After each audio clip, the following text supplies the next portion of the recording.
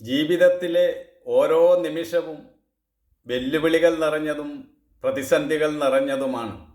സുഗമമായിട്ട് ഈ ലോകത്ത് ആർക്കും മുന്നോട്ട് പോകുവാൻ കഴിയുകയില്ല. കല്ലും മുള്ളും നിറഞ്ഞ പാതയിലൂടെ വേണം ഓരോരുത്തരും മുന്നോട്ട് പോകുവാൻ.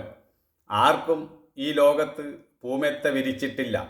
എന്നാൽ ചിലർ പ്രതിസന്ധികളെ നേരിടേണ്ടി വരുമ്പോൾ അതിനെ അതിജീവിക്കാൻ കഴിയാതെ നിലവിളിക്കുന്നു. വേറെ ചിലർ അതിനെ ധീരമായി നേരിടുന്നു. അത് ഓരോരുത്തരുടെയും വ്യക്തിത്വത്തിൻ്റെ പ്രത്യേകതയാണ്. നേട്ടങ്ങളും കോട്ടങ്ങളും ജീവിതത്തിൽ ഉണ്ടാകും.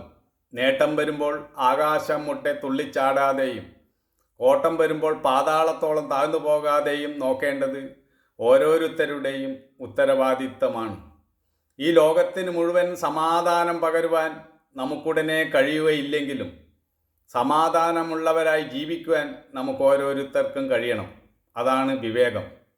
കടലിലെ തിരയടങ്ങിയിട്ട് കപ്പലോട്ടാമെന്ന് വെച്ചാൽ ഒരിക്കലും നടക്കില്ല. തിരയിൽ തന്നെ കപ്പലോട്ടണം. അതുപോലെ തന്നെയാണ് ജീവിതവും.